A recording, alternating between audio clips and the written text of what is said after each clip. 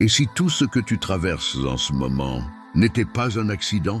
Et si les nuits où tu n'arrives pas à dormir, les matins où tu te sens vide, les jours où tu te demandes si ta vie a vraiment un sens? Et si tout cela faisait partie d'un plan bien plus grand que ce que tu peux imaginer? Je m'arrête un instant et je te pose cette question directement, les yeux dans les yeux.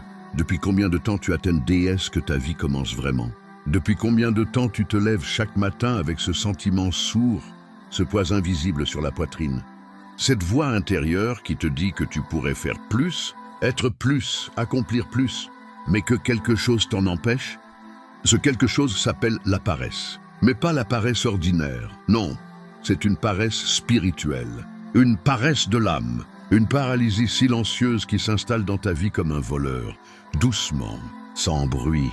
Jusqu'au jour où tu regardes derrière toi et tu réalises que des années entières se sont écoulées.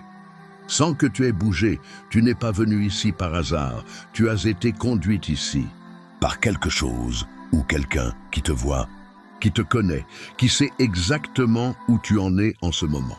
Et ce quelqu'un a un message pour toi aujourd'hui, un message que tu dois entendre, un message qui peut tout changer. Alors reste avec moi jusqu'à la fin, parce que ce que tu vas entendre aujourd'hui, tu n'es pas prêt à l'oublier. Avant de parler d'habitude, avant de parler de réveil à 6 heures du matin, avant de te donner des clés et des outils, je dois te dire une vérité que peu de personnes osent prononcer. La paresse n'est pas ton ennemi. La paresse est un symptôme. Elle est le signe visible d'une blessure invisible. Elle est le cri silencieux d'une âme qui a perdu le sens de sa mission. Elle est la conséquence d'un cœur qui n'a plus confiance, ni en lui-même, ni en Dieu, ni en l'avenir. Pense-y un instant. Quand tu étais enfant, avant que le monde t'apprenne à avoir peur, avant que les déceptions s'accumulent, avant que quelqu'un te dise que tu n'étais pas assez intelligent, pas assez talentueux, pas assez courageux, tu n'étais pas paresseux, tu courais partout, tu inventais des mondes, tu avais des rêves pleins, les yeux, quelque chose s'est brisé en chemin, et ce quelque chose, c'est la confiance. La confiance que tu mérites d'être heureux, la confiance que tes rêves sont réels. La confiance que Dieu t'a créé pour quelque chose de grand. Car je connais les projets que j'ai formés sur vous, dit l'Éternel, projets de paix et non de malheur, afin de vous donner un avenir et de l'espérance. Jérémie 29, 11, tu entends ce que Dieu dit là. Il dit, j'ai des projets pour toi, les projets de paix, des projets d'avenir, des projets d'espérance, pas des projets de médiocrité, pas des projets de survie. Des projets de grandeur. Mais voilà le problème. Un projet ne se réalise jamais dans l'inaction. Une promesse ne s'accomplit jamais dans l'immobilité. Et Dieu, aussi puissant, aussi aimant, aussi souverain qu'il soit, ne vivra pas ta vie à ta place. Il t'a donné la graine. À toi de creuser la terre, la paresse, dans sa forme la plus profonde. C'est le refus de creuser. C'est le refus de faire confiance au sol. C'est le refus de croire que la graine que Dieu a plantée en toi peut réellement produire quelque chose. Mais aujourd'hui, tout ça change. Parce que tu as décidé d'écouter. Et dans le royaume de Dieu, chaque décision d'écouter est le début d'une transformation. Je dois m'arrêter ici et te dire quelque chose d'important. Quelque chose qui pourrait te sembler difficile à entendre au premier abord, mais qui, si tu l'acceptes vraiment, va transformer complètement ta façon de voir ta vie. La saison difficile que tu traverses en ce moment, elle n'est pas une erreur. Les retards, les portes fermées, les rêves qui semblent s'éloigner au lieu de se rapprocher, les efforts qui ne donnent pas encore les résultats espérés, tout cela n'est pas un signe que Dieu t'a abandonné. Tout cela est un signe que Dieu te prépare. Écoute bien, la Bible est remplie d'histoires de personnes qui ont traversé des déserts avant d'entrer dans leur terre promise. Moïse a passé 40 ans dans le désert de Madian avant d'entendre la voix de Dieu dans le buisson ardent. Joseph a passé des années en prison avant de devenir le bras droit du Pharaon. David a été berger pour chasser, humilié, avant de devenir roi. Et toi, toi qui lis, toi qui écoutes, toi qui cherches, tu n'es pas dans ta période de défaite. Tu es dans ta période de formation. Avant de te former dans le ventre de ta mère, je te connaissais. Avant que tu sois né, je t'avais consacré. Jérémie 1, 5, avant même que tu n'existes. Avant même que tu ne saches ton propre nom, Dieu t'avait déjà choisi. Dieu t'avait déjà consacré. Dieu avait déjà tracé le chemin de ta destinée. Mais voici ce que tu dois comprendre. La paresse, dans cette saison-là, est l'arme numéro 1 de l'ennemi. Parce que si le diable ne peut pas te détruire, il va essayer de t'endormir. Il va essayer de te faire croire que ça ne sert à rien, que tu es trop en retard, que les autres ont plus de chance que toi, que Dieu a peut-être oublié ton nom. Il n'a pas oublié. Il attend, il observe.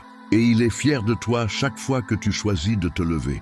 Ta situation actuelle fait partie du plan de Dieu, parce que c'est dans les moments de résistance que le caractère se forge. C'est dans les moments de silence que la foi se développe.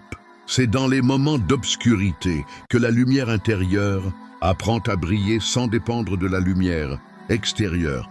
Tu n'es pas en retard, tu es en préparation. Et il est temps de commencer à te comporter comme quelqu'un qui a compris ça. Maintenant, je vais te parler de 6 habitudes, 6 disciplines sacrées. 6 actes de foi quotidiens qui, pratiqués avec constance, vont transformer non seulement tes matins, mais toute ta vie. Ces habitudes ne sont pas de simples astuces de productivité. Ce sont des actes spirituels. Ce sont des façons de dire à Dieu chaque matin, en te levant, « Je crois en ce que tu as promis. Je crois que ce jour a un sens. Je crois que je suis créé pour quelque chose de plus grand. » Prends note, parce que ce que tu vas entendre maintenant, c'est peut-être la chose la plus importante que tu entendras aujourd'hui. Habitude 1, le réveil intentionnel. Levez-toi avant que le monde te réveille. La première habitude, c'est de décider, vraiment décider, de te lever avant que le monde n'impose son rythme à ta journée. Avant 6 heures du matin, avant les notifications, avant les demandes des autres, avant le bruit. Je sais ce que tu penses. Je ne suis pas du matin. Je ne peux pas me lever tôt. J'ai essayé, ça ne marche pas pour moi. Mais laisse-moi te poser cette question. Est-ce que Jésus était du matin ? La Bible nous dit clairement, dans Marc 1, 35, le matin, longtemps avant le jour, Jésus se leva, sortit et alla dans un lieu désert où il pria, le Fils de Dieu lui-même, qui portait sur ses épaules le poids du salut du monde entier, se levait avant le jour. Pas parce qu'il était naturellement matinal, mais parce qu'il savait que les heures du matin étaient des heures sacrées, des heures où le silence permet à la voix de Dieu de percer. Quand tu te lèves tôt, tu ne luttes pas contre ton corps, tu luttes contre ta chair. Et chaque fois que tu gagnes cette bataille-là, cette toute première bataille de la journée, tu envoies un signal puissant à ton âme. Aujourd'hui, c'est moi qui commande. Pas la fatigue, pas la peur, pas la paresse. Moi, le réveil intentionnel, c'est l'acte de te lever non pas parce que tu en as envie, mais parce que tu crois en la valeur de ce jour. C'est le premier acte de foi de ta journée. Et il détermine tous les autres. Chaque matin où tu te lèves avant le soleil, tu lui dis « Cette journée m'appartient et je vais en faire quelque chose de sacré. » Habitude 2, le silence intentionnel. Donne à Dieu les premières minutes là. Deuxième habitude est peut-être la plus contre-culturelle de toutes. Dans un monde qui te demande d'être connecté, informé, réactif dès la première seconde de ta journée, cette habitude te demande de faire exactement le contraire. Ne touche pas à ton téléphone, pas de réseaux sociaux, pas de messages, pas de nouvelles, pas de musique, rien, juste toi. Et Dieu, dans le silence, je sais que ça peut sembler difficile. Je sais que ton cerveau va te dire qu'il faut absolument vérifier tes notifications, que quelque chose d'important a peut-être eu lieu pendant la nuit. C'est un mensonge. Rien n'est plus important que ce que Dieu peut te dire dans ces premières minutes de silence. L'Éternel, ton Dieu, est au milieu de toi, comme un guerrier qui sauve. Il fera de toi sa joie et son allégresse. Il te renouvellera par son amour. Sophonie 3, 17, dans le silence du matin, Dieu renouvelle. Dans le silence du matin, Dieu répare ce qui a été brisé pendant la nuit. Dans le silence du matin, Dieu te rappelle qui tu es vraiment. Non pas ce que les gens disent de toi, non pas ce que tes erreurs passées disent de toi, mais ce que lui dit de toi. Donne à Dieu les premières minutes de ta journée.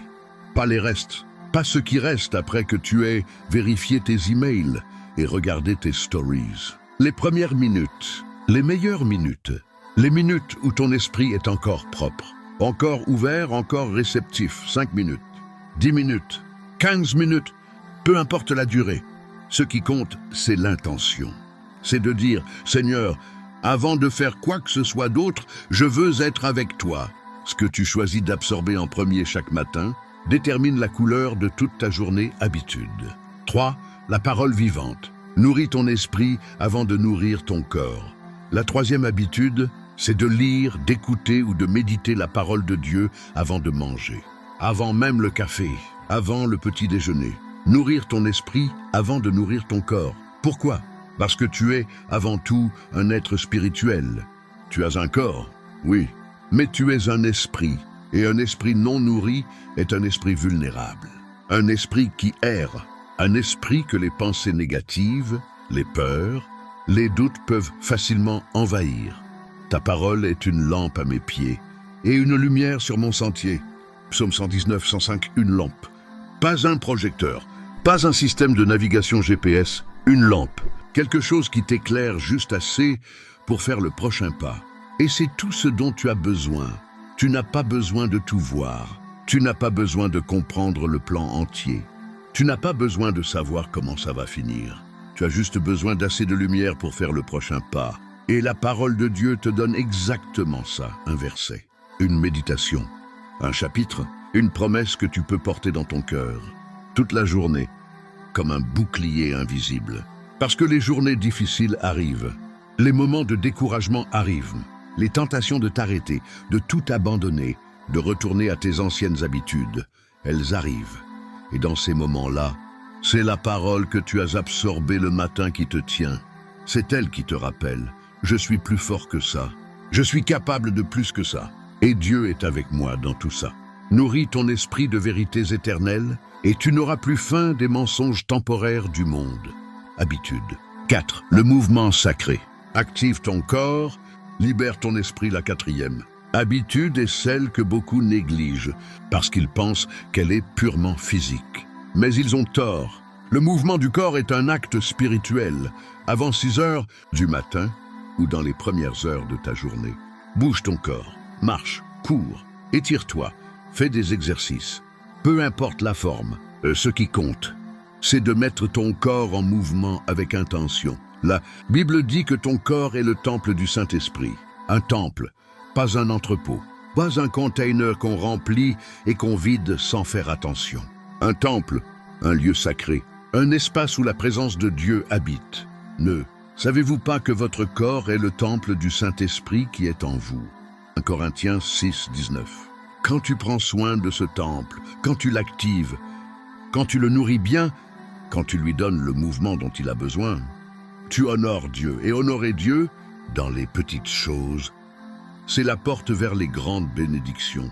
Mais il y a plus que ça. Le mouvement physique libère des endorphines. Il réduit le cortisol, l'hormone du stress. Il améliore ta concentration, ta créativité, ta résilience. Il te donne de l'énergie pour affronter ta journée avec vigueur plutôt que de la subir avec fatigue. Et surtout, le mouvement rond, l'inertie. Et la paresse dans son essence est une inertie. Un corps au repos tend à rester au repos. Mais un corps en mouvement tend à rester en mouvement. Commence à bouger, même 5 minutes.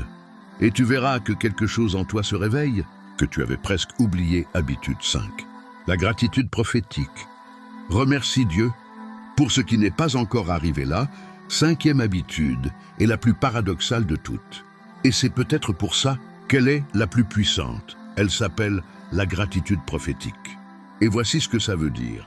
Chaque matin, avant de demander quoi que ce soit à Dieu, commence par le remercier. Non seulement pour ce qu'il a déjà fait, mais pour ce qu'il va encore faire.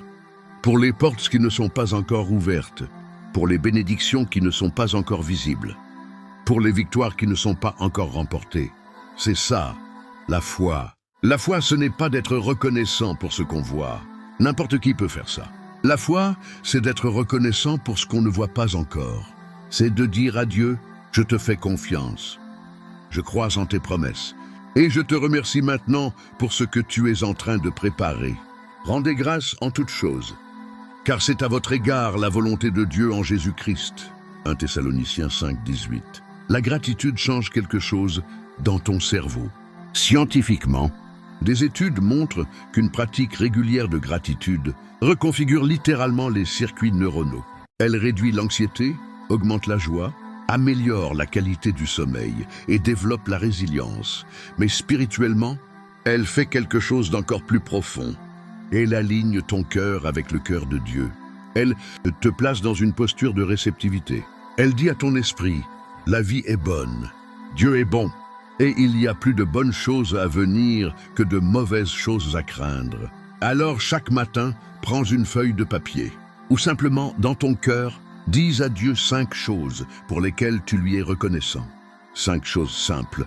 Le souffle dans tes poumons, la lumière qui entre par ta fenêtre, le fait que tu es encore en vie, le fait que Dieu n'a pas abandonné ses projets sur toi. Et ensuite, voici la partie prophétique. Remercie-le pour ce qui n'est pas encore arrivé, pour la percée qui approche, pour la rencontre qui se prépare, pour la porte qui va s'ouvrir, parlant comme si c'était déjà fait. Parce que dans le ciel, c'est déjà fait. Un cœur reconnaissant est un cœur ouvert. Et un cœur ouvert reçoit ce qu'un cœur fermé ne peut jamais recevoir. Habitude. 6. L'intention sacrée. Donne un but à chaque journée avant qu'elle commence là. 6e habitude est celle qui fait le lien entre toutes les autres. C'est l'intention sacrée avant que ta journée ne commence, avant que le monde ne te dicte son agenda, avant que les urgences des autres ne deviennent tes priorités, avant que le flot des obligations ne t'emporte. Prends le temps de définir ce que cette journée signifie pour toi. Donne-lui un but, donne-lui une direction, donne-lui un sens. Ce n'est pas simplement faire une liste de tâches, c'est quelque chose de plus profond que ça. C'est se demander « Comment est-ce que je veux me sentir ce soir en regardant cette journée ? Qu'est-ce qui ferait que cette journée aurait vraiment compté ? En quoi est-ce que je veux m'être rapproché de qui Dieu me demande d'être ? Recommande ton sort à l'Éternel, mets en lui ta confiance, et il agira. » Psaume 37, 5 recommande ton sort à l'Éternel. Ça veut dire engage ta journée avec intention. Mets-la entre les mains de Dieu. Dis-lui, Seigneur, voici ma journée. Voici ce que j'ai l'intention d'accomplir. Voici dans quelle direction je vais avancer. Guide mes pas. Ouvre les portes qui doivent s'ouvrir. Ferme celles qui doivent se fermer. Et utilise chaque moment de ce jour pour accomplir tes desseins à travers moi. Une journée sans intention est une journée perdue.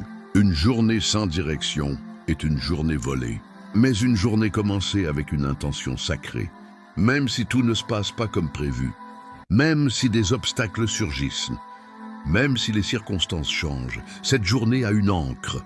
Elle a un sens, et aucune tempête ne peut enlever ça. Écris ton intention. Dis-la à voix haute. Fais-en une prière, mais surtout, donne à chaque journée le cadeau de ton attention, la plus précieuse avant que le monde ne la réclame. Une journée avec intention est une journée qui laisse une trace. Et une vie faite de telles journées devient une vie qui change le monde. Je veux te dire quelque chose que tu ne trouves dans aucun livre de développement personnel. Quelque chose que la science ne peut pas mesurer, mais que l'esprit peut ressentir quand tu te lèves tôt, vraiment tôt, avant que le monde ne soit réveillé. Il se passe quelque chose dans les royaumes spirituels. Il y a une onction particulière sur ces heures-là. Les anciens le savaient, les prophètes le savaient. Les guerriers de la foi qui ont marqué l'histoire le savaient. Ces heures du petit matin, ces heures silencieuses, sombres quêtes, où tout le monde dort encore. Ces heures appartiennent à ceux qui ont décidé de payer le prix de la grandeur. Les psaumes parlent de « chercher Dieu dès l'aurore », pas à midi, pas le soir. Dès l'aurore, parce que l'aurore est un moment de création. C'est le moment où la lumière naît. C'est le moment où le nouveau jour se sépare de la nuit. Et Dieu, qui est le Dieu de la création, est particulièrement présent dans ces moments-là. Dieu, tu es mon Dieu, je te cherche dès l'aurore. Mon âme a soif de toi, mon corps te désire, comme une terre aride, desséchée, sans eau. Psaume 63, cette soif-là, ce désir-là. Cette recherche de Dieu dès l'aurore, c'est ce que tes 6 habitudes viennent nourrir, jour après jour, matin après matin. Et voici ce qui se passe quand tu maintiens ces habitudes sur la durée. Tu commences à changer, pas de façon spectaculaire et soudaine, mais de façon profonde et durable, Comme l'eau qui sculpte la pierre, non pas par la violence, mais par la constance, tu commences à te voir différemment, à parler différemment, à prendre des décisions différemment. Parce que quelqu'un qui se lève tôt pour chercher Dieu est quelqu'un qui a compris que sa vie a une valeur trop grande pour être gaspillée. Quelqu'un qui a décidé que ses rêves valent le sacrifice. Quelqu'un qui a choisi la douleur de la discipline plutôt que la douleur du regret. Et la douleur de la discipline, elle dure quelques minutes. La douleur du regret, elle peut durer toute une vie. Je dois te préparer à quelque chose. Parce que aussitôt que tu vas décider de mettre en pratique ces 6 habitudes, une voix va se lever. Une voix familière, une voix qui connaît toutes tes faiblesses, toutes tes peurs, toutes tes excuses. Cette voix va te dire des choses comme « Pas aujourd'hui, tu es trop fatigué. Commence demain. C'est trop difficile pour toi. » D'autres y arrivent, mais pas toi. Tu as déjà essayé et tu as échoué. Pourquoi recommencer? Dieu ne s'intéresse pas vraiment à toi. Tu n'es pas assez. Je veux que tu saches, cette voix ment. Elle a toujours menti et elle continuera à mentir parce que c'est sa seule arme. Le mensonge, la peur, le découragement. Mais voici la vérité qui détruit chacun de ces mensonges. Quand la voix dit « Tu es trop fatigué », la vérité répond « Celui qui habite en moi est plus grand que celui qui habite dans le monde. » 1 Jean 4,4. La fatigue est réelle, mais la force de Dieu est plus réelle encore. Quand la voix dit « C'est trop difficile pour toi », la vérité répond « Je puis tout par celui qui me fortifie. » Philippiens 4,13. Pas seulement quelque chose, pas seulement les choses faciles, tout. Quand la voix dit « Tu as déjà échoué », la vérité répond « Sa grâce est nouvelle chaque matin. » Lamentations 3:22-23. Chaque matin est un nouveau commencement. Chaque matin, la miséricorde de Dieu se renouvelle. Tes échecs passés n'ont pas le droit de définir ton avenir. Et quand la voix dit « Tu n'es pas assez », la vérité répond « Je suis étonnamment fait et je suis l'œuvre de ses mains. » Psaume 3. Tu es la création de Dieu. Tu portes son empreinte. Tu es son chef-d'œuvre. Et aucun mensonge de l'ennemi ne peut effacer ça. Ne discute jamais avec un mensonge. Remplace-le toujours avec la vérité. Et la vérité, c'est la parole de Dieu. Je veux m'arrêter un instant. Et je veux te parler directement. Comme un ami qui t'aime assez pour te dire la vérité. Je sais que tu es fatigué. Je sais que tu as essayé des choses avant et que ça n'a pas toujours marché comme tu le voulais. Je sais qu'il y a des jours où tu te demandes si la vie va vraiment changer. Si ton heure va vraiment arriver. Je veux te dire quelque chose qui vient du plus profond de mon cœur et je veux que tu l'entres dans le tien. Ton heure n'est pas passée. Elle arrive. Et elle arrive justement parce que tu es ici. Parce que tu écoutes. Parce que, au fond de toi, malgré tout, il y a encore cette petite flamme qui refuse de s'éteindre. Cette petite voix qui dit « Je ne suis pas encore arrivé à destination. Je peux encore faire plus. Je peux encore être plus. » Cette flamme, cette petite flamme, c'est Dieu qui l'a allumée. Et il ne l'allume pas dans le cœur de quelqu'un sans raison. Il ne te donne pas des rêves pour te torturer avec eux. Il te les donne parce qu'il a prévu les moyens de les accomplir. Il te les donne parce qu'il t'a créé, capable de les réaliser. Mais il y a une condition, une seule. Elle est simple, mais elle demande tout. Tu dois choisir de te lever, pas juste physiquement, spirituellement, émotionnellement, mentalement. Te lever de l'habitude, de la médiocrité. Te lever du confort de ce qui est familier. Te lever de la peur de ce qui est possible. Te lever de la paralysie du « et si ça ne marche pas ?» pour entrer dans la promesse du « et si ça marche ?» Abraham s'est levé et a quitté son pays. Moïse s'est levé et a affronté le Pharaon. Ruth s'est levée et a suivi Naomi dans l'inconnu. Esther s'est levée et a risqué sa vie pour son peuple. Et chaque fois qu'un être humain se lève, vraiment se lève, avec foi et avec intention, le ciel répond. Le ciel est en train de répondre pour toi, en ce moment même. La question est, est-ce que tu vas te lever pour le recevoir? Laisse-moi récapituler les 6 habitudes que nous avons vues ensemble et te donner un plan concret pour commencer dès demain. Habitude numéro 1, le réveil intentionnel. Décide cette nuit de l'heure à laquelle tu vas te lever demain matin. Avant 6 heures, pose ton réveil de l'autre côté de la pièce si nécessaire. Et quand il sonne, lève-toi. Sans négocier, sans appuyer sur snooze. Lève-toi. C'est ton premier acte de foi de la journée. Habitude numéro 2, le silence intentionnel. Les 10 premières minutes après ton réveil, ne touche pas à ton téléphone. Reste dans le silence. Laisse Dieu avoir accès à toi avant que le monde ne l'ait. Ce silence n'est pas du vide. C'est une invitation, puis habitude numéro 3, la parole vivante. Lis un passage de la Bible. Médite un verset. Laisse la parole de Dieu être la première nourriture de ton esprit. Même si c'est juste une phrase, même si c'est juste une promesse que tu répètes dans ton cœur. Nourris ton esprit avant de nourrir ton corps. Habitude numéro 4. Le mouvement sacré. Bouge ton corps. 15 minutes suffisent. Pour commencer, marche, étire-toi, fais des exercices. Active le temple de Dieu. Honore ce corps qu'il t'a confié. Et laisse le mouvement physique briser l'inertie spirituelle. Habitude numéro 5. La gratitude prophétique. Prends un moment pour remercier Dieu, pour ce qu'il a déjà fait, pour ce qu'il est en train de faire et pour ce qu'il va encore faire. Nomme 5 choses. Dis-les à voix haute si tu peux. Et remplace l'inquiétude par l'espérance, la plainte par la louange. Habitude numéro 6. L'intention sacrée. Avant de commencer ta journée, demande-toi: qu'est-ce que je veux accomplir aujourd'hui? En quoi est-ce que je veux avancer vers ma destinée? Et confie cette intention à Dieu. Recommande-lui ta journée et avance avec courage.